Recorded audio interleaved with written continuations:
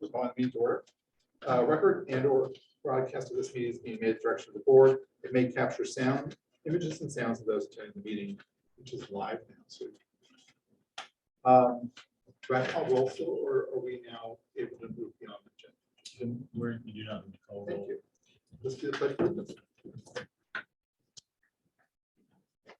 Pledge allegiance to the flag of the United States of America and to the republic for which it stands, one nation, under God, indivisible, with liberty and justice for all.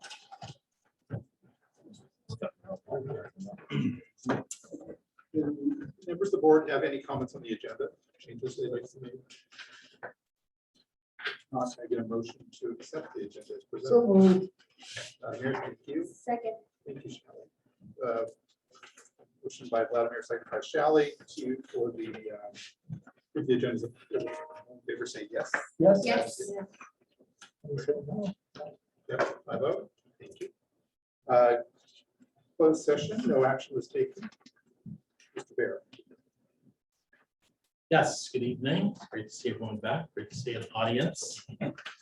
Just a few notices to the board about some upcoming items that are a big deal in our school district. Open houses this week at Almond, Covington, and Springer.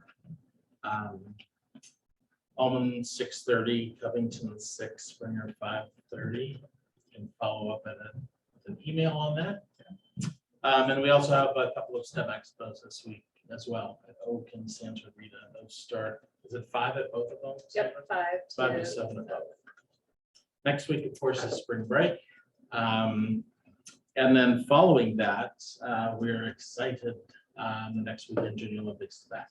After a brief 2-year hiatus, we are glad to have it back. Lots of energy around that, and I'm looking forward to that.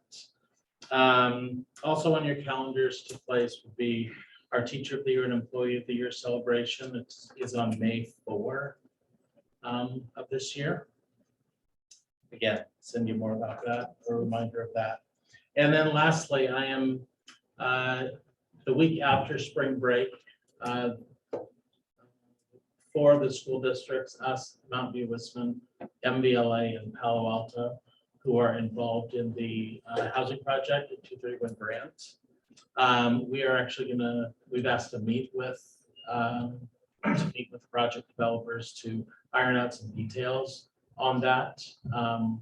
We had a conversation among the districts, and there's some common interests that we'd like to see ironed out with that. So I will keep you posted after, or I will update you after that meeting on where we're at. Consent calendar. Any board members like to make a comment or amendments to the existing consent calendar? Read that, I get a motion to approve it. So moved. Second. Thank you, Shelley. Thank you, Vladimir. Moved by Shelley, seconded by Vladimir. Can I have everyone in favor, please say aye. Aye. Any opposed? Passes 5-0. Thank you. Please request to address the board. Hi, good evening. I'm echoing Jeff on a couple of the items that he brought up. I just wanted to say that teachers are working hard and preparing for exciting upcoming community events. As Jeff mentioned, we do have open house. We're in open house season. We do have our 3 school sites with open house this week. We have our other 4 school sites who have open house later in May. So we're really excited to welcome our families and our communities into our classrooms to showcase and celebrate our amazing student learning. As Jeff also mentioned, spring break is next week, and LATA hopes that everyone has a rejuvenating week off. And we would also like to thank LASD again for the sets of those home COVID tests that were sent home to staff and families for use before returning from the February and the spring breaks. We're looking forward to another smooth return to school after the break is over. We would also like to give a shout out to our amazing PE teachers and music teachers and parent volunteers. Third piece of alignment with Jeff's update, who are preparing our student athletes and musicians for another important community event, Junior Olympics. It's been a while, and we're looking forward to coming together and celebrating again as a community. So echoing and dittoing. Thank you. Yeah, interestingly, none of the students participating in Junior Olympics this year have ever participated in Junior Olympics. We don't have anyone from the California School Board Employees Association. We do not. To provide public comment on the agenda, speaker cards must be submitted to the superintendent. Speaker cards will not be accepted once the public comment begins. Your name will be announced when it's your turn to speak. Community comments. This is the time reserved for members of the public and employees to address the board on items that are not on the agenda. The board is not permitted to discuss or take action on non-agendized items, except to instruct the superintendent to review the matter further, report back to the board at a subsequent meeting, or place the matter on a future agenda. The board may make brief comments or ask clarifying questions. Anyone would like to address us on non-agendized items? No one's rushing before the answer. Action discussion item, 3-year deferred maintenance plan. I want to start by thanking everybody for coming to my meeting tonight. Since the agenda's items are all mine. You will notice first that this is a revisit. We talked about this at the last meeting. We changed it from a 3-year plan to a 5-year plan. So we're going to talk a little bit about that tonight. Extended it out for 2 extra years. For more certainty regarding funding. For example, a possible bond measure happening in 2024 if the board chose to go down that road. And we pushed most of the cost out to years 3 through 5. Okay, as part of this longer plan. But I want to say that we still have a pressing need to address the lighting issues at 3 schools. And I'm happy to report that we've identified a permanent upgrade that we can do this summer. Instead of a retrofit that we would have to redo down the road. We're able to do that at not much different cost than what we were thinking about before. So that's one of the things that we're going to be recommending you to consider tonight. We would also like to upgrade our oldest HVAC systems, which is at Covington. And that's a huge energy hog compared to the other schools. So that would be a high priority as we move forward in this plan.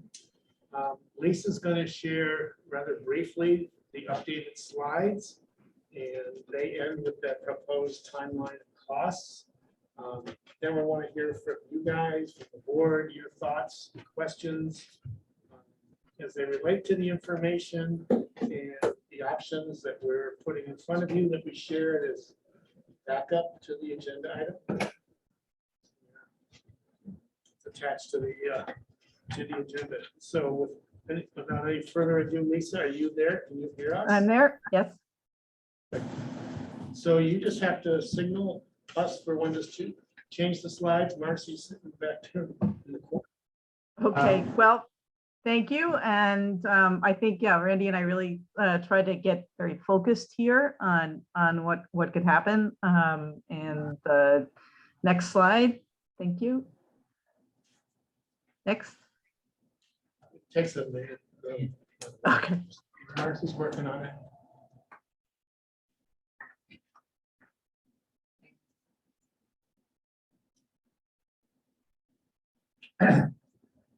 Okay, great. And I think we're still going to talk about things that are that should be dealt with because they really interfere with the indoor environment and with how teaching and learning can go on. So we did have a chance to look in person at Randy and I and the rest of the team at the lighting, and at that same time I was looking at just the facilities that they're 20 years old, you know, at Almond and Springer and Block, and they're holding up pretty darn well, except for these items that we're really focused on. So next, please. We're going to look at that deferred maintenance, at what it means for health and safety and energy efficiency. Next. Next. Okay. So this is the chart, that bar chart at the bottom. Oops. Hang on, Lisa, sorry. Where's the- Oh, there's the- Okay. Randy, you have it. It's hiding. Oh, that's, We're getting used to hybrid. Okay. Hi, Jack. that's not. That is like a TV.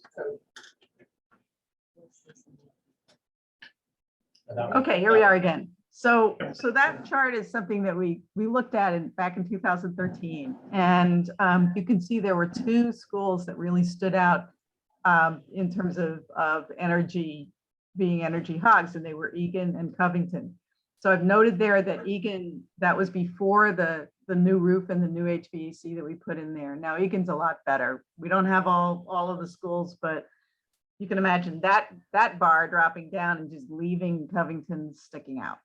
So so that's one reason to deal with Covington. But another one is just the impact that that the HVAC systems have on just the health and indoor air quality.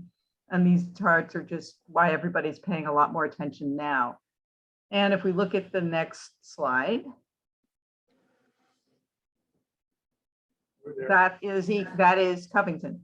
So the machine is in the classroom, it makes noise, and that black dust is crumbling insulation. So we really like to deal with this, and once it's dealt with, it will be a better installation, a better machine, another 20 years, and it's going to be a lot more energy efficient. So this is probably the only one of the HVAC jobs that will save you money pretty quickly. So this one stands out as something we should deal with right away. And it would also be kind of a benefit of looking at the master plan and making sure that we've decided what HVAC unit should be the new district standard. And then we can just apply it here and it will be consistent with what we do in the future. So next. There's lighting, and we went around this time with a light meter just to see what's going on. And there's the Illumination Engineering Society of America has come up with standards, and to nobody's surprise, the classroom there that you see in the picture doesn't meet those standards. There are some very dark corners, and this is again something that we can fix. And Marlene's been busily finding some of these light fixtures that are in fact in stock, and asking for, pricing for either if we can still squeeze it in the summer, or else do this as a swing shift or weekend kind of a job. This is not the most disruptive thing. So and we looked at which classrooms, there are 32 that really just don't make it. And that was on a day with good daylight. So so there are other fixtures, but that would be the ones that really need work right now. So next. The roofing is poor, but we patched it before. You can see some of the patches, and the patches can continue to be done. The roofing should be done in conjunction with HVAC. Yeah, Lisa, I would wanted you to kind of comment on that, but I think we talked about that the last meeting, right? The necessity to kind of put those two together. So you can go on, or it's not in your head, you remember. All right, great. Okay, so next. So now what we've done with this schedule is to say, let's get going with Covington, design work on Covington. That's also the same green bar as design. It's the same as looking at all of the standards for all of the schools. So we would look at just what are going to be the system specifications across the district. They can be applied at Covington first. We can get those lighting replacements done at Almond Springer and Block in the really bad classrooms. The green bar at classroom lighting at other schools is just that we will have done the design, at least the system selection and layout for all the schools, so that those installations we do at Almond Springer and Block don't have to be redone. But we've pushed the classroom lighting replacement way out till 2026. That doesn't have to be done. The other campuses have have light fixtures where the ballasts can be replaced and where light bulbs can be replaced. Almond Springer and Block, they can't. So so when they go, they go, and you're in the dark. So so we group the schools by after Covington, Loyola, Santa Rita, and Oak are the next oldest, and then Almond and Springer are old, but they had their in-classroom units replaced only a few years ago. So those are continuing to work. We show them for replacement because they don't have any outside any filtration for outside air, which has become much more of an issue with COVID and wildfires. But they could be at the end of the program. Block and Egan at the very end of the program, and that's because those are the campuses where when we do middle school conversion, there's going to be a lot of work, and there's a lot of modernization work in addition to this work. So the most efficient thing, the most practical thing, if we can get there, is to just keep on going as is with the exception of getting the lighting done at Block, and do Block and Egan as part of middle school conversion. So you can see that does push the biggest spending out. It appeals to me as a planner that the 2024, 2025, and 2026 years are for this work are rather similar in the sense that, your management issue and just the amount of construction activity is similar, and the program can run pretty smoothly. But it does mean that we get going on our conceptual planning now, and on the DSA and the detailed documents, construction documents next year. All right, thanks, Lisa. I just want to chime in on one thing when he's commenting about the lighting. So if there are any supply chain issues with getting the fixtures for the upgrade lighting at the 3 schools, if we can't get started in the summer or we can't finish, we've talked with a couple of different electricians who'd be willing to work weekends and after school hours. As Lisa said, that's fairly unintrusive. So they could come and work and get the work done in the early fall. Gotta get those done. And other than that, we want to keep the slide up there and turn it over to you for questions, maybe first. Sure. Anyone would like to comment on side item or back to Jack? Any questions for that presentation, guys? Go ahead. What does ROM stand for? Rough order of magnitude. Rough order of magnitude.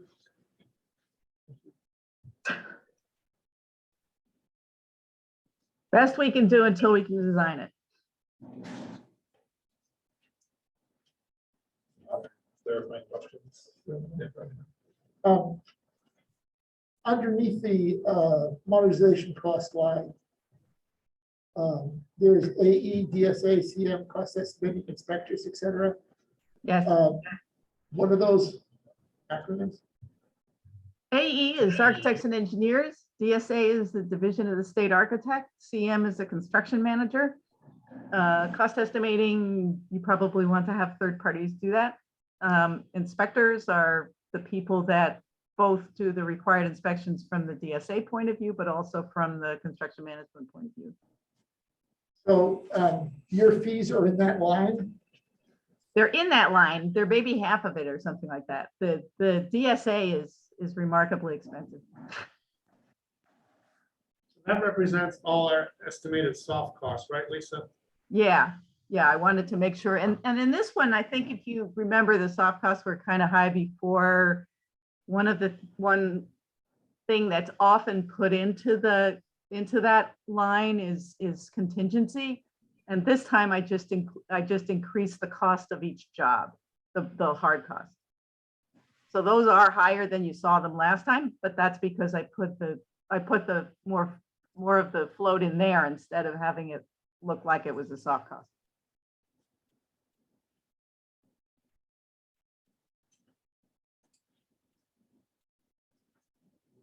Questions? Do I have any requests for the community to address the board on this one? So open it up for comment and discussion. Yeah, can I just start with saying I shared with you some options in the memo. So looking for you to consider those and give some feedback to us, please. Memo, is it the comments and observations or the one, that one? Okay.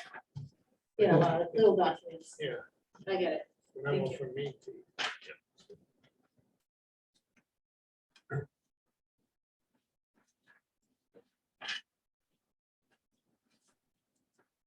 Guys, any other comments? So contract, do you want to do one at a time? What do you want to do? How do you want to discuss this, guys? Well, I guess I can offer some general comments. Yep. Which is, so thank you. I appreciate that you guys went back with the feedback that we got last time and stretched it out a little bit. I mean, to me, it does seem like the lighting work, basically the things that are in 2022 seem quite necessary. Covington HVAC work also seems kind of necessary. I think those are the only things moment that I'm comfortable moving forward with without putting a bow on our master planning process. I think one of the documents, or maybe it was the CACF letter that sort of pointed out that our buildings are essentially past what typical depreciation scale would consider end of life. And so for that, plus the financing issues, I'm a little uncomfortable putting millions of dollars in new HVAC units or building that's 60 years old without doing that detailed work to determine how much longer we can use that building. So I'm not sure where that falls down to the options. Well, Lisa, you can comment, but just to clarify, I think while a building itself may be old, it's the systems that the building consists of, like the walls, the roofs, the HVAC, et cetera, the flooring. Those are the individual components that we have lifespans for and kind of monitor those. I'm not sure that we would necessarily tear down a building and put a new one in. Lisa, thoughts?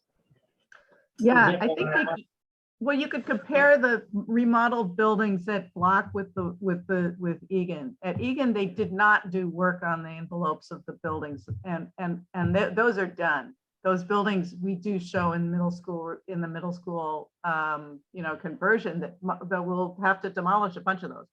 But if you look at similar buildings that were thoroughly upgraded 20 years ago, those the basic structure of the building is sound. They need new systems. The HVAC systems need to be replaced. Lighting absolutely needs to be replaced, and now. And there are other aspects of the buildings which we would look carefully at, like the windows. So basically, as long as we really pay attention to the envelope, the buildings can continue to serve the district. And that's actually, there's a lot of attention in sustainability circles on just making sure that you do use your embodied energy and just keep buildings that are still serving you. So if we had not done the work on the envelope at that time, as for instance did not happen at Egan, you can see what happens to those buildings when they do deteriorate. And we've got that issue. But these buildings were laid out at a time when daylighting was important to schools. They're, actually electric lighting was really expensive, and they still kind of work. So I think in all the campuses, the plans are to maintain these existing buildings, the existing permanent buildings. And when we get rid of the portables, when we replace undersized multis and libraries, those are all parts of the master plan that make those campuses work. In most cases, if a building was really in the wrong place or in the way, we recommended tearing it down, but that's not general across the district. What you do see generally across the district is that these roofs are done and the HVAC systems need upgrade. And if we do that in a timely manner, then the building doesn't get destroyed. I think the most important thing is whether we can make the campuses work. And again, that's the biggest issue is at Egan, where the layout's really difficult. And when we want to add 6th grade, it's going to involve creating some new quadrangle spaces and making different use of that campus. So I feel like in most cases, certainly at the elementaries, reinvestment in these buildings is a good investment and can cost a lot less than building a new school. Thank you. Any other questions, discussion? Kind of the way I can look at it right now, where I feel comfortable with us spending, is us not digging into the bond as of yet. We have the 300,000 deferred maintenance, and then 2.8 million of unused past rental income, and possibly another 1.4 of unencumbered future rental income. I don't know how much we want to rely on that. So that being said, yes, on doing the lighting this summer, probably yes, on Covington HVAC. And then how much we can plan with the rest of the money. We determine we feel comfortable that we have, is how I'm looking at it. I just don't know where we would feel comfortable, and I don't know all the numbers. It doesn't look like, it looks like altogether that would be $4.5 million with the 300,000, 2.8 million, and 1.4 million. Our first year we had 836,000 here, but then the next year, next year it's 5.4 million, but there's planning of 1.3 for the HVAC replacement. Seems like understanding what the HVAC Yes, subset cost is Yes. is important there for yes. you. I know it's slightly different from what you had here, but that's how I feel comfortable with, being fiscally responsible for. Well, the way that I did divide the sort of from our point of view, from the planning, the design point of view, I put in that 356 this year, a master planning chunk where we will look across all the campuses, make sure we're not making a mistake about Covington, and then get going on Covington. So that's for this year.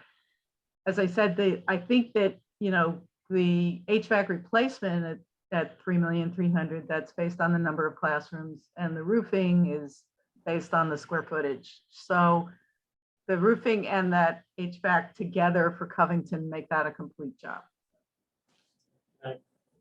Question, is it important that the HVAC and roofing, are those two linked? Yes, they're linked, especially at Covington, where there was no upgrade in the envelope, because what will happen is our plan is to take off the shingles and put on a nailable insulating roof deck. And that's going to make the buildings, that's going to mean that we can put in a smaller HVAC system. And really, we can't put in a smaller HVAC system without doing the roofing because people will be uncomfortable. But if we do the roofing, it's going to make the building work better. And that would be our most cost-effective way to get to a right-sized system. I have a question. If I'm looking at, I'm sorry. No. If I'm looking at the plan here, when we're saying 2004 for the work we did in that year, most of it's going to be targeted for summer, right? Yes. Yes, Thank you. this is all targeted for summer. Because as we're sitting here, I think what I'm struggling with, what it sounds like a few other people are struggling with, is how do we pay for this? And I think one of the things we're going to have to talk about is a bond discussion to cover this and maybe some other maintenance issues. And that ties back to Brian's earlier comment about the master planning documents, which are out of date. They probably need to be done in advance of us trying to get a bond. So if we were to try to do that, you could see trying to do the lighting, personally, the lighting makes sense to me because that's now has long-term use. And I get Jessica segregated the numbers down and like trying to fit the money we have. and then pushing the other out makes sense to me as well. So I'm kind of getting that personally. And then trying to figure out how to get the community behind raising the other money might be where we have to go before we can buy off on that part, but plan for it now so we have something to talk to the community about. Makes sense. Oh, that's okay. I mean, I really want to do film reading this year. I think I was pretty adamant at our last board meeting. I kind of have a question, maybe it's for you, Lisa. All of the costs for the design, right? I think I saw somewhere, and I can't pinpoint it, that the Department of the State Architect, when we get their approvals, it's only good for 2 years. It's good for 2 years from the time of approval, and then you get another, you go in and get another year-by-year extension. Just concerned that if we pay for all of this design, planning, permits, whatever it is upfront, and then we don't actually get to implement it because we don't have the money to implement it, that's kind of like money wasted. So I'm not really comfortable doing all the design until we know that we can afford to pay for it. Okay, If it's well, gonna cost money to do that part. It seems like it would be helpful, kind of linked to that, it seems like it would be helpful to know, in looking at this 5-year plan grid, there's, in the year 2023, there's design work for HVAC for Loyola Santa Rita, Oak, Almond Springer, and Gardner Bullis, and roofing design for all of those schools as well. If you pull out just the Covington project, because it sounds the most urgent, along with lighting at Almond Springer and Block, and the planning goes along with that, it would be, I think, helpful to know what that. well, that's your 356,000. That's the design work that we're talking about this year for 2022 is to do Covington, that includes the roof and the, now that's not all of Covington, because if we do Covington in construction, we also do maybe 25% of my fee is actually, being there during construction, making sure that it gets done right. So there's still some fees in 2023, but basically the what I'm showing there, that 350,000, that is doing the lighting, an overview across the district to make sure that we have a consistent standard to apply, and then doing the planning for Covington. It's doing Covington and the lighting, roofing, lighting, HVAC that we've been talking about, and then starting the master planning process. Right. That is, I was kind of there, but you brought it there, and I'm really, I think that's what we should do. Because I think we're all kind of torn, like we don't know, and we have to do the planning in order to figure out, A, whether we have it in this bond or whether we need another bond. We need to have more information. Right. So that's what that first chunk is for.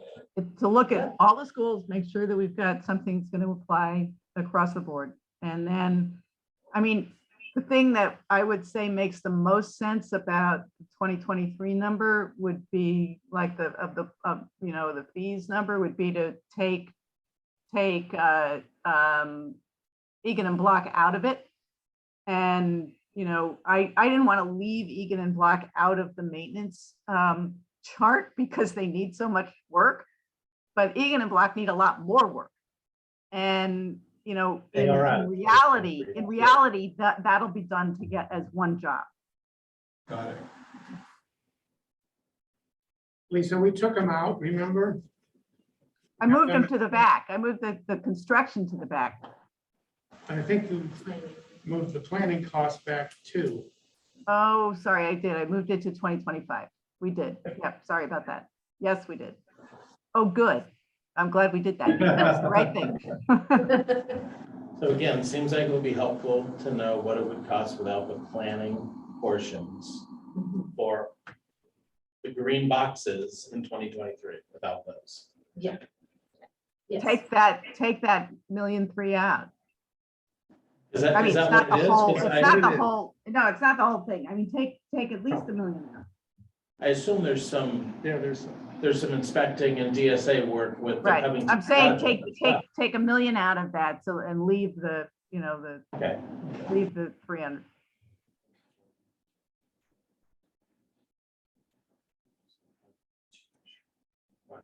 It's still more. that's still $5 million. And do we generally have an annual balance for deferred maintenance of 300,000 a year?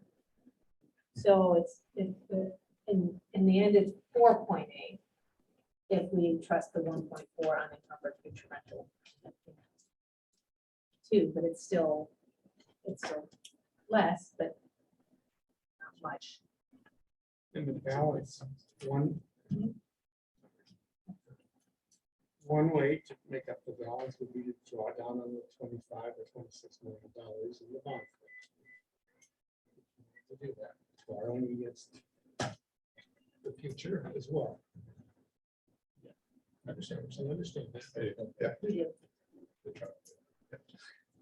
So, I mean, I'm looking for you to, one, is it okay to do the lighting retrofit work this summer? 2, is it okay to design Covington? Period, just design Covington this summer. And then if you're willing to go beyond that, either design the rest of the schools next summer, or do the Covington work. And I hear that you don't want to go beyond that, and I understand. I think we should design for all the schools. I think that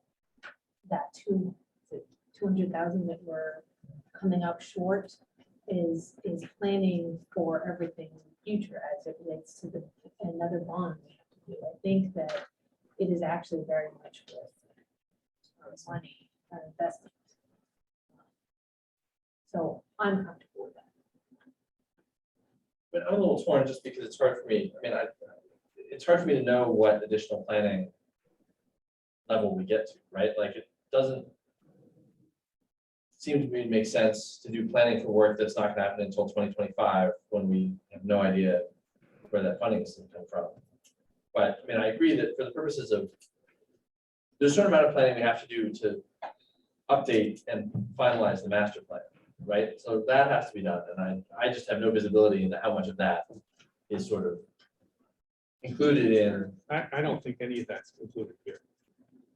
Okay, well, it seems like designing the Covington, I mean, so if it's not, then I think, you know, like, I mean, I leave the details to you and Lisa, but I'm comfortable with doing the amount of work we need to do to finish the master plan on top of the emergency lighting work and the Covington HVAC and roofing work. But that's about it. I think that's, we I actually. think that, yeah, no, I think I probably agree with you. I think we do, you just said it. Well, I think there's nuance, right? Like, I'm not comfortable with going all the way to DSA submittal No, on me the neither. roofing work. Me Okay, neither. well, I It was think planning. myself. All of it was planning. Yeah, well, For me, that's it again, was. it's like where it's planning. This is great. I mean, if we're gonna go, this is what I was hoping to get. So let me He hasn't- see if I understand. We, I not disagree. What we're going to do is this summer, we're going to do the lighting on the Springer block. And we're going to do the design work for Covington. And Which is the roof. yes, and then next year, we're going to do the actual construction of Covington roofing and HVAC. And no more design work for the rest of the campuses, except master plan, That's, whose cost is unknown. That is something like building buildings. And of course, between now being this summer. Yeah. And the time when the Covington work actually gets done, you're all gonna have an opportunity to say yay or nay go forward on the construction, right? It's not like you're committing to that. You did have direction on this, or? Absolutely. Really? Seriously. Okay, I feel better. He looks giddy. Guys, now. Okay, That was great. okay. Can we move on to the universal? Thank you, Health Program? Lisa. Okay, that sounds good. Thanks, Lisa. Certainly. Okay, Hey. Thank you, Gary, for the memo. They did a, Oh, yeah, did a yeah, memo for us. Yes. I'm sure, turn around. I didn't know he was doing it. Thank you. Thank you. Like Gary. Whoa, what are you doing? There's a ball game. Come on, we have people here, stay. So Marcy, you're able to do the slides, right? Okay, we can go to the next one. This is favorite topic in our board meeting is the update on the Universal Meals Program. So there's a few updates. Let's go to the next slide. From the last meeting, big one is we're gonna do a request for proposals, an RFP process to see if we can find, we'll call it the most effective solution. I've talked to you about the potential cost going with Mountain View Wisconsin about seeing what other options are there. We will invite Mountain View Wisconsin to submit a proposal, and we have a plan to have that completed by the end of April. The RFPs will be out in the public notice later this week. Next slide. Costs could change because we're looking at vendors who may be able to actually deliver. So we wouldn't have to be picking up and deliver like the plan was with Mountain View Wisconsin. Hence the question mark about staffing. That would reduce our potential staffing costs for delivery people. We still need the food service though. We may not need the vans. Have the vendors delivering, we won't need the vans.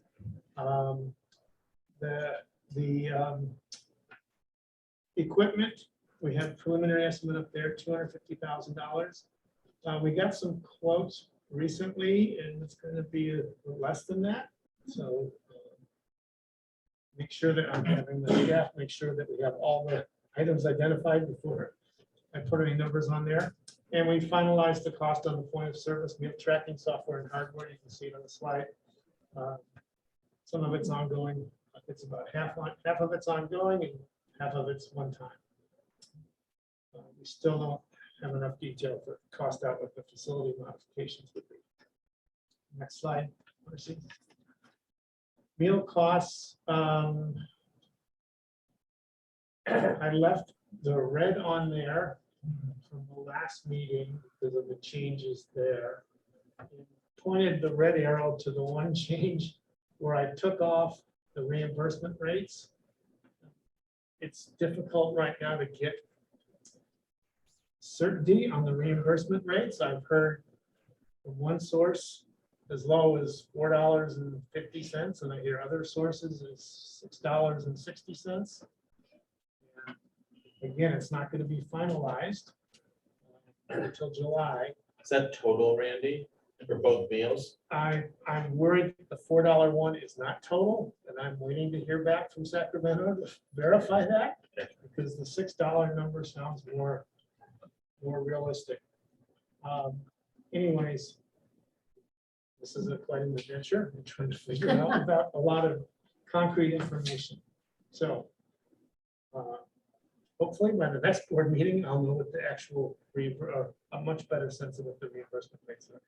Brian, you have a question? Just can I ask, if you don't mind me asking a quick Yeah. question? Part of the fun of this is that these rates are set annually as part of the state and federal budget process, so they can vary at any time. Correct. Yep. All right, next slide, Marcy. Last slide. I'm keeping you up to date. We have our PTA leadership meeting this Friday. I will keep them up to date. Keeping all of our principals and other staff members up to date as well. And that's my update. You want to address the board of this topic? Okay. Anybody else? Any of us have questions for Andy? Quick follow-up, Randy. I kind of got the impression before that, well, is it going out for an RFP because vendors have come out of the woodwork or other people have reconsidered or No, primarily because of the cost that we were. given the cost is so high? I wanna make sure. Not just this one when they finalized what they were gonna charge. Gotcha. So there are other vendors, there are vendors out there. Okay. So I will say, it's, at some point, the board's gonna make a decision. It might come down to cost versus quality, Right. right? You have to weigh those two things. So, I guess that would, yeah, whenever that comes to us for approval, I think I certainly would be interested in more than just pure cost. Yeah. Analysis. so we are able to have up to 10 people in a taste testing. Just- So just keep that in mind. It does seem like you've inserted some other variables here as well, right? Like The delivery the option. delivery, Yeah. the staffing, Yeah. right? So those That'll are gonna all be factor weighed in, yeah. against. I could have a question as it relates Yep. to staffing. Do we, if it were delivery, do we truly have to have the staffing? Because prior to this, we had people, we had volunteers. Right, but that was generally because it was, Depending was on some- beats. No, it was a fundraiser of sorts. yes, too. but near the end, it was not. Right, Near the end, it was. so we've just curious. gone, I don't know if we have any agreements in place that we would have to staff that, or if that's a state. So I thought you were talking about the delivery. not the No, food I'm talking service. about at a On-site. on-site campus. Oh, the food service. Yeah, the Yeah. food serving. So we're talking with people, PTAs have been good about trying to drum people up. Yeah. Right? And we want to have consistency, so Mm-hmm. it could be a combination of paid and volunteers, or it could only be paid. but there's training involved, right? What's that? Training involved. Training is, yeah, there's a training certification required, so we Oh, probably need to have. That's, Now that we're part of the Somebody- federal. yeah, that's. state level. And also keep in mind that it's 2 meals, right? So before lunch volunteering was like, come in, you do 45 minutes, take off again. We have to serve breakfast and lunch here, Yeah. so it's a 3-hour block. That's Yeah, so there's gotta be some sort of. it's gonna have to be paid. Because like, I still volunteer at the high school, and they're, I guess, So does this staffing fall under that category where it says you can't have volunteers do jobs to have a paid that's what I was, staff person to do? But does it fall under that category? that was what I was asking. I don't. Not sure how to answer that right now. Look into that. Any other questions for me?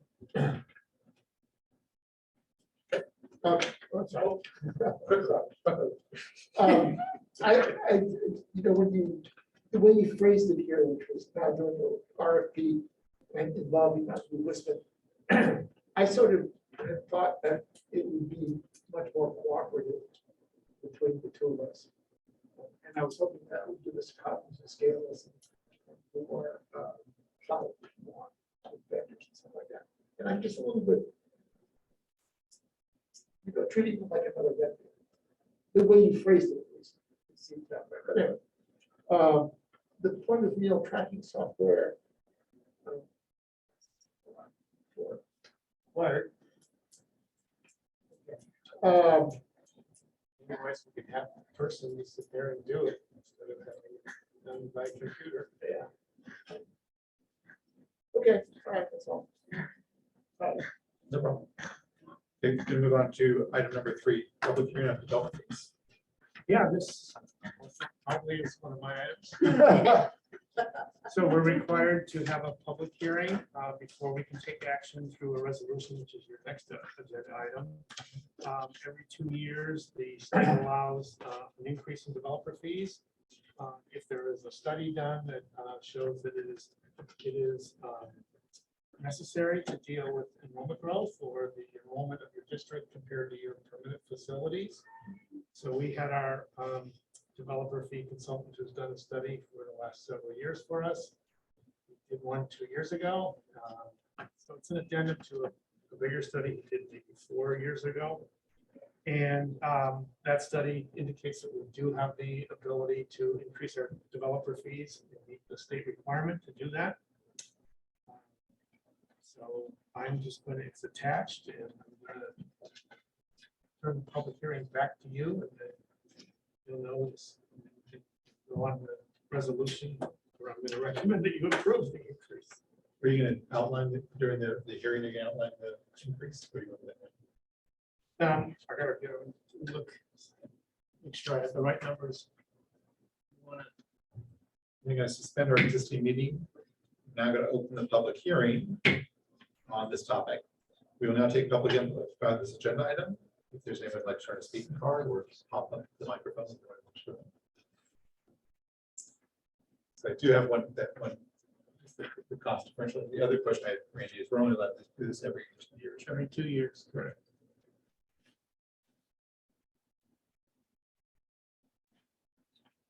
I actually saw your notice in the post office to fire. By the way. Yeah. I read it. Covered it. So, are we commenting? Sorry, you, Yeah, we're still waiting for the fee increase. so, I'm not, The new fee schedule.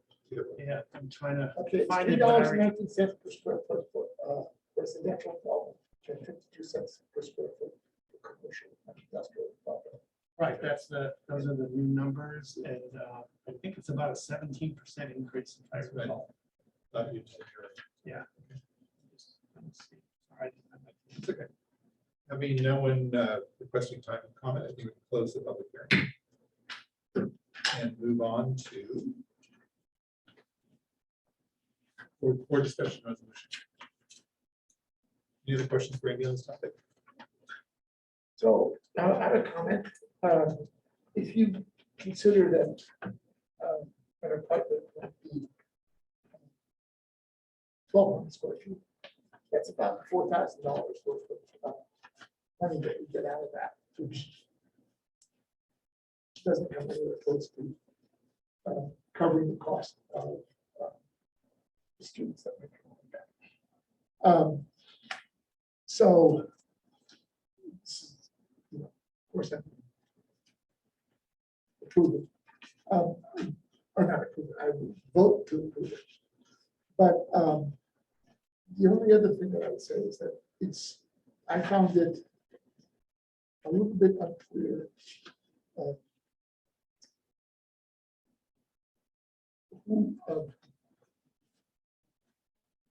The distinction between the 2/3 that we get and the 1/3 that the school district, high school gets. It just wasn't crystal clear.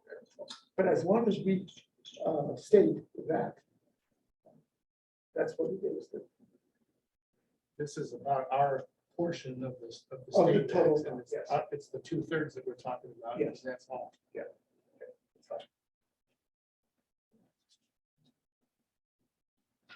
Any other questions? Yes, Yes. you were going to ask a question. Can I have a motion? No, not here. Okay.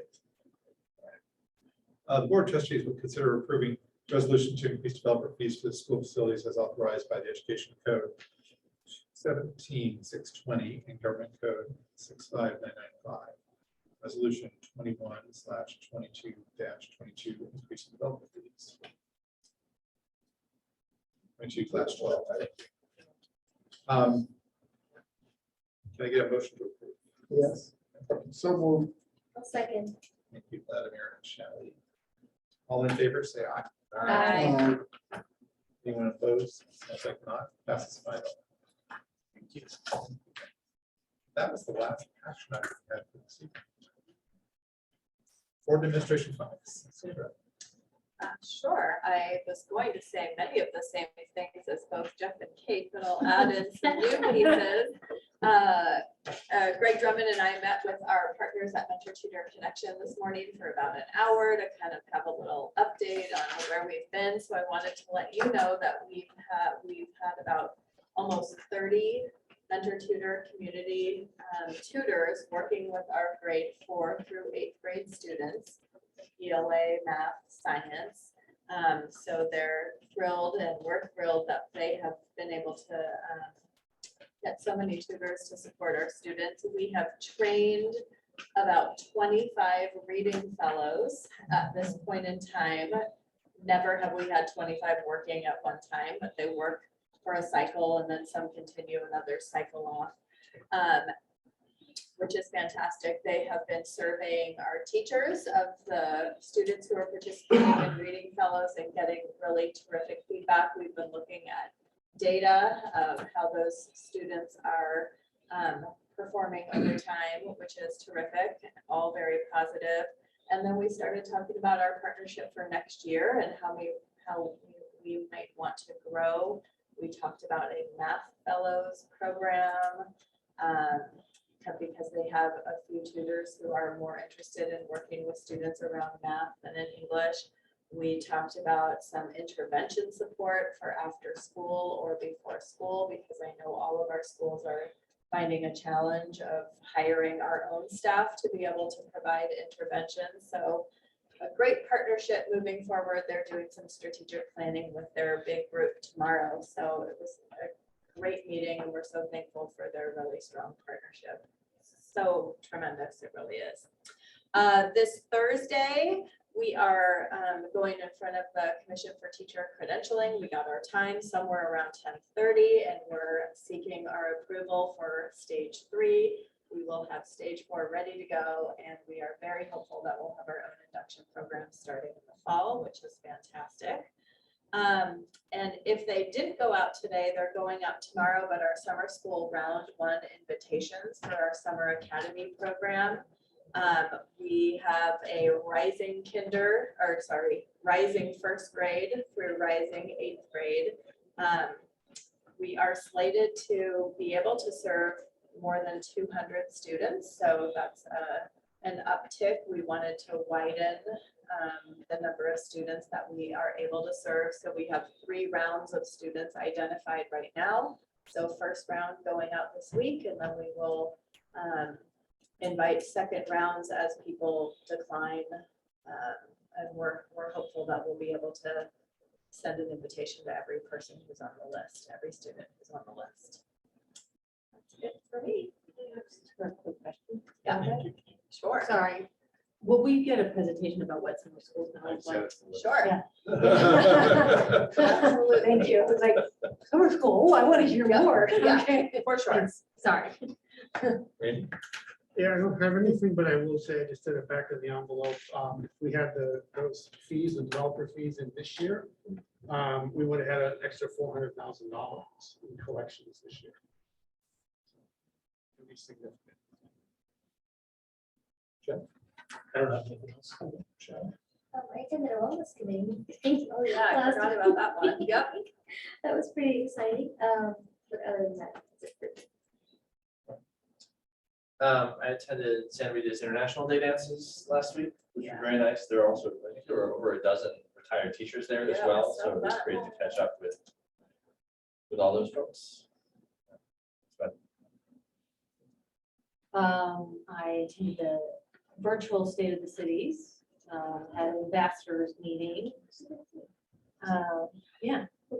And both Brian and I attended this elected Jewish Community Relations Council meeting for elected officials.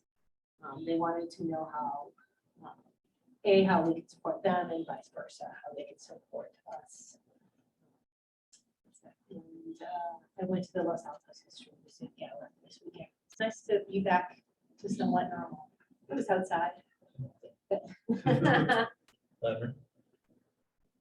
The only thing I've got coming up is Track has another JPA meeting this Wednesday, where they're discussing conversation really has been around funding and sustainability. We're not there yet. At some point, we'll get beyond this stage. The goal, I think the plan is to expand the conversation, get more people at the table, and then see what it looks like. It's